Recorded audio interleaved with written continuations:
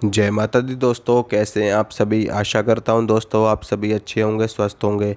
दोस्तों आज मैं आपको ये बताऊंगा कि ओम नमो भगवते वासुदेवाय ये जो मंत्र है ये द्वादशाक्षर मंत्र है, भगवान श्री कृष्ण का मंत्र है।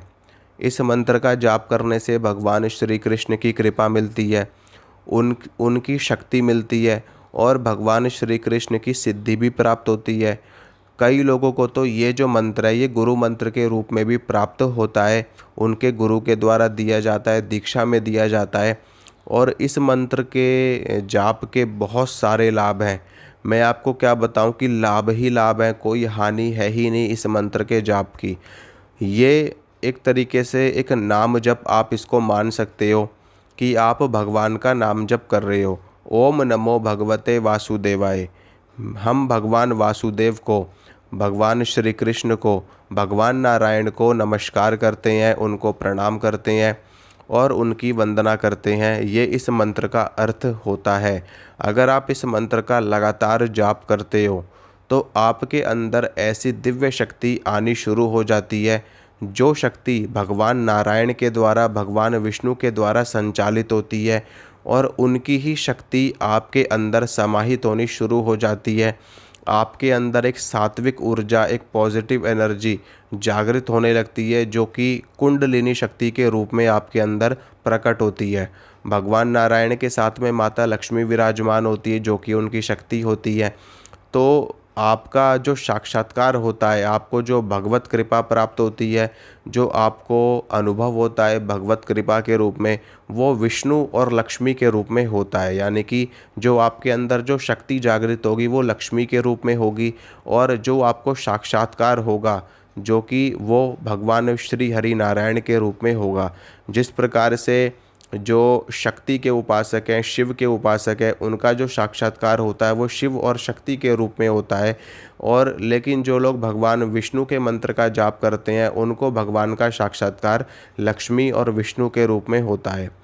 अब मैं आपको बताता हूँ कि इस मंत्र के जाप के क्या क्या फ़ायदे हैं और इस मंत्र का जाप अगर आप करते हो लगातार तो कितने दिन में आपको शक्ति प्राप्त होनी शुरू हो जाती है और कौन कौन सी दिव्य शक्तियाँ आपको मिलती हैं। देखिए दोस्तों, ये जो मंत्र है ये 12 अक्षरों का मंत्र है और हमारे शास्त्रों में जो विधान बताया गया है वो ये कहा गया है कि जब हम किसी भी मंत्र का यानी कि किसी भी अक्षर का, किसी भी शब्द का 1.25 लाख की संख्या में जप करते हैं तो उस मंत्र का पुरस्चरण वो कहलाता है। यानी कि एक शब्द का, एक बीज का 1.25 लाख बार जाप करोगे तो उस बीज की सिद्धि आपको, उस शब्द की सिद्धि आपको मिल जाती है। अब ये कितने अक्षरों का मंत्र है? ये 12 अक्षरों का मंत्र है। तो ये जो मंत्र है ये द्वादशाक्षर यानी कि 12 अक्षरों का मंत्र है। तो इस मंत्र की जो सिद्धि होती है वो 12 लाख मंत्र जाप करने पर साधक को, भक्त को प्राप्त होती है। इसी प्रकार से आपने देखा है कि जो पंचाक्षरी मंत्र है नमः शिवाय, भगवान शिव का मंत्र है, इस मंत्र की सिद्धि 5 लाख जाप करने पर प्राप्त हो जाती है। भगवान विष्णु का ही एक मंत्र और है जो अपने आप में ब्रह्मास्त्र है, जिसे हम अष्टाक्षर मंत्र कहते हैं। ओम नमो नारायणाय, ये 8 अक्षरों का मंत्र है। ठीक है, ओम लगा करके ये 9 अक्षरों का बन जाता है। वैसे नमो नारायणाय 8 अक्षरों का मंत्र है। अब इस मंत्र का जाप, इस मंत्र की जो सिद्धि होती है वो 8 लाख की संख्या में प्राप्त होती है। यानी कि अगर आप इसका जाप करोगे तो आपको 8 लाख बार इस मंत्र को जपना होगा। ठीक है, तो आपको सिद्धि प्राप्त होगी। अब जब आप इस मंत्र का जप करना शुरू कर देते हो तो आपके अंदर भगवान विष्णु की ऊर्जा, उनकी शक्ति आनी शुरू हो जाती है। धीरे धीरे करके आपका मूलाधार चक्र सबसे पहले जागृत होगा, फिर आपका स्वाधिष्ठान चक्र जागृत होगा, फिर आपका जो नाभि चक्र है वो जागृत होगा। इसके अलावा फिर आपका हृदय चक्र है, फिर विशुद्धि चक्र है, फिर आज्ञा चक्र है, फिर ब्रह्मरंध्र जो सहस्त्रदल कमल है, जो आपका आखिरी चक्र, सहस्त्रार चक्र जिसको कहा जाता है, वो जागृत होता है। इसके बीच में आपको बहुत सारी छोटी मोटी सिद्धियां प्राप्त होती चली जाएंगी। ये तो चक्रों की बात मैं बता रहा हूँ, इनसे पहले ही आपको कई सारी छोटी छोटी सिद्धियां, जिन्हें हम लौकिक सिद्धियां कहते हैं, वो आपको मिलनी शुरू हो जाती हैं। लौकिक सिद्धियां कैसी होती हैं? जैसे कि आप मंत्र का जाप कर रहे हो और मंत्र जाप करते करते आपको देव दर्शन हो जाए, जैसे कि आप जाप कर रहे हो और आपको अपने आज्ञा चक्र में ही, आपको ध्यान में ही भगवान विष्णु का साक्षात्कार हो गया, भगवान विष्णु का ही दर्शन हो गया, ये आपकी एक सिद्धि होती है। इसके अलावा दूसरी सिद्धि मैं आपको बताता हूँ कि मंत्र का जाप आप कर रहे हो या फिर आप जाप नहीं भी कर रहे हो, आप नॉर्मली बैठे हुए हो और आपको एकदम से आभास हो जाए कि हमारे घर में फलाना रिश्तेदार आने वाला है, यानी कि जो आपका रिश्तेदार है वो आपके घर में आने वाला है और कुछ समय बाद ही वो व्यक्ति आपके घर में आ जाए, तो ये भी एक सिद्धि का लक्षण होता है, ये भी एक पावर होती है अपने आप में, जो मंत्र साधना से ही प्राप्त होती है, साधना करके मंत्र का जाप करके ही मिलती है।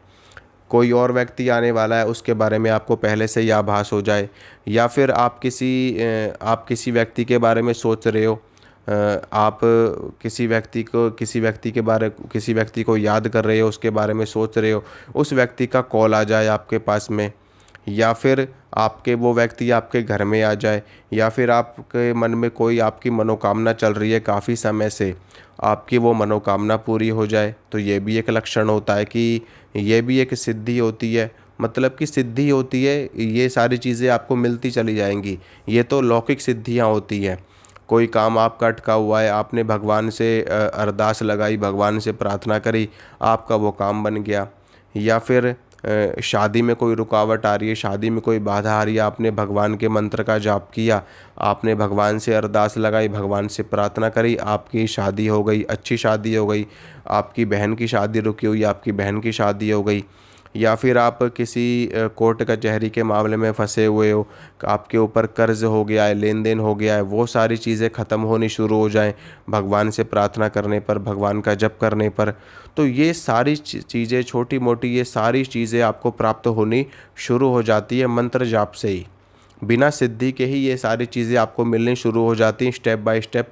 जैसे जैसे आपका जो मंत्र जाप है वो बढ़ता जाएगा, वैसे वैसे आपकी शक्ति, आपकी ऊर्जा, आपका तेज, आपकी पॉजिटिविटी आपकी बढ़ती चली जाएगी। आपके जो बोलने का तरीका है वो बदलता चला जाएगा, आपका सोचने समझने का तरीका वो बदलता चला जाएगा। आप हर इंसान को एक समान दृष्टि से देखोगे, हर इंसान में आपको भगवान की छवि नज़र आएगी कि सारे के सारे लोग भगवान के ही हैं, और आप किसी का बुरा नहीं करोगे, किसी का गलत नहीं करोगे।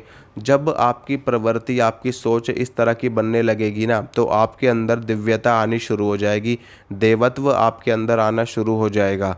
और देवत्व और दिव्यता जिसके अंदर आ जाती है तो वो व्यक्ति मानव से महामानव बनना शुरू हो जाता है, और वो व्यक्ति संसार में क्रांति ला देता है।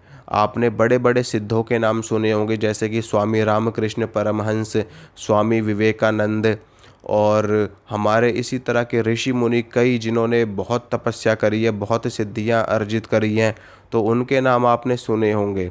तो वो सभी संत, उनके अंदर देवत्व आ जाता है, दिव्यता आ जाती है, भगवान का साक्षात्कार हो जाता है, और इसी वजह से वो संसार में लोकप्रिय हो जाते हैं, और अपनी शक्ति के माध्यम से, अपनी तपस्या के माध्यम से जन कल्याण करके लास्ट में वो भगवत धाम को चले जाते हैं। तो मंत्र का जप करने से आपको सब कुछ प्राप्त हो सकता है, बस आपको एकाग्रता से मंत्र का जाप करना है, गुरु से मंत्र प्राप्त करके जप करना है, तो आपको बहुत जल्दी रिजल्ट मिलता है। बिना गुरु के भी अगर आप मंत्र जाप करोगे तो भी आपका कल्याण ही होगा, क्योंकि भगवान का नाम लेने से किसी का भी अहित नहीं होता, सिर्फ और सिर्फ कल्याण होता है, सिर्फ और सिर्फ मंगल होता है, सिर्फ और सिर्फ आपको मोक्ष की प्राप्ति होती है। तो भगवान का नाम आपको लेना है, गुरु से मिल जाए तो अति उत्तम, नहीं तो आप भगवान का नाम वैसे ही जप सकते हो। हरे कृष्ण कृष्ण कृष्ण हरे हरे, हरे राम राम राम हरे हरे, हे नारायण, हे विष्णु, हे शिव, इस प्रकार से आप नाम जप कर सकते हो। आपका मंगल ही मंगल होता चला जाएगा। तो इसी के साथ मैं इजाज़त चाहता हूँ, मिलूँगा आप सभी से अगली वीडियो में। अगर आपको ये वीडियो अच्छा लगा है, पसंद आए, तो वीडियो को लाइक करना, चैनल को सब्सक्राइब करना। इसी तरह की जानकारी मैं आपको देता रहूँगा। मिलूँगा आप सभी से अगली वीडियो में। जय माता रानी की।